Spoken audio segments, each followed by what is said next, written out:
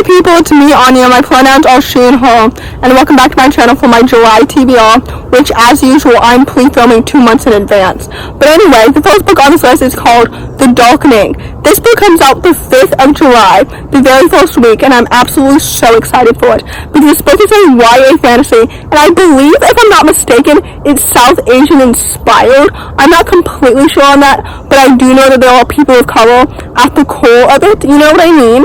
Anyway, this book follows a young girl who must infiltrate the prince's inner circle in order to save her dad, which sounds absolutely so cool and so awesome. First of all, I was initially intrigued by the story from the cover alone, because the cover is absolutely so pretty, and it's certainly so eye-catching. Second of all, I love stories about main characters who must infiltrate some sort of society, or inner circle, or secret organization, or whatever. I don't know why, but I love it so much, because I believe that it already sets a precedent of deception. You know what I mean? I'm so excited to find out what happens if she gets caught, or if she fulfills her goal, or if she finds herself questioning what she's doing, or whatever, you know? It sounds so cool and absolutely so unique and so creative. And I believe also that this story is a debut, so that's so exciting as well. Anyway, with all of that said, this book comes out the very first week of July, and I'm absolutely so excited for it, as you can clearly tell. The next book on this list is called The Charmed List. This book comes out also on the 5th of July, and I'm absolutely so excited for it, because this book is a YA contemporary fantasy that follows a young girl where one of the items on her bucket list goes from charmed to cursed. So maybe everything will go wrong, but perhaps something will go right.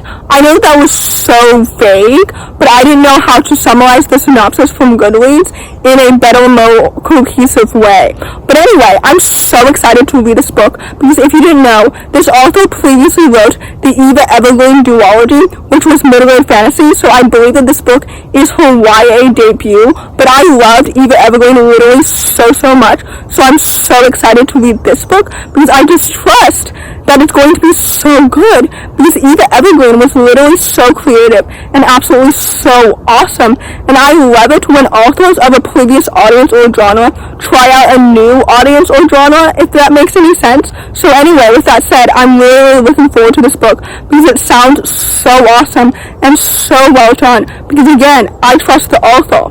So anyway, with that said, this book comes out the 5th of July. The next book on this list comes out the 12th of July, and it's called Etta Invincible. This book is a middle-grade urban fantasy, if I'm not mistaken. Maybe it's just a higher fantasy, but I think it's specifically an urban fantasy. But anyway, it follows a young disabled girl and a new boy in town who bond over comics and then get entangled up in their own fantastical adventure. This book sounds so awesome. First of all, one of the main characters is disabled. We love to see it. And this book comes out in Disability Pride Month, which is July, so that's so exciting. Second of all, the cover is absolutely so creative, and it's so cool.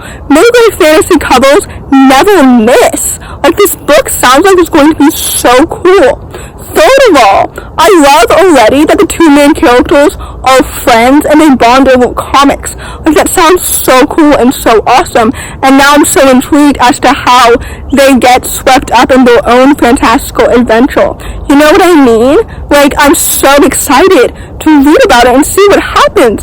This book sounds like it's going to be so cool and absolutely so awesome. So anyway, with all of that said, this book comes out the 12th of July, and I'm really looking forward to it.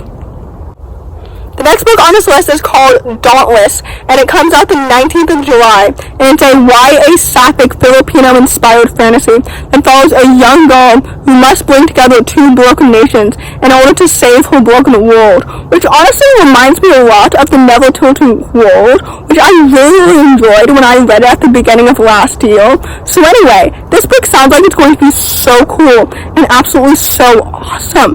First of all, the number of specifically South Asian fantasies that I've read compared to East Asian fantasies is so low. So I'm so glad that this book exists. Second of all, speaking speaking of representation, the amount of sapphic fantasies that I've read is also like little to none. So I'm so excited to read another one.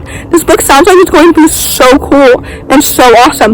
Again, the cover is so cool. Whoever designed this cover deserves a raise. Like, this book sounds like it's going to be so cool and absolutely so awesome. And I know that many of you are very, very excited for it as well. So anyway, I'm really looking forward to this book. So it comes out the 19th of July. The next book on this list is called Violet Made of Thorns. This book is a YA Asian-inspired fantasy, and it comes out the 26th of July, and I'm absolutely so excited for it. If I'm not mistaken, it follows an East Asian anti-hero and a cursed prince and a prophecy that unites their twisted fate destinies, whatever that means. I'm so excited to read this book because, first of all, I love Asian-inspired fantasies as an Asian myself and as a lover of fantasy. Second of all, I love anti-heroes because I think they're so cool and they're so much more fascinating and more interesting than the heroes themselves.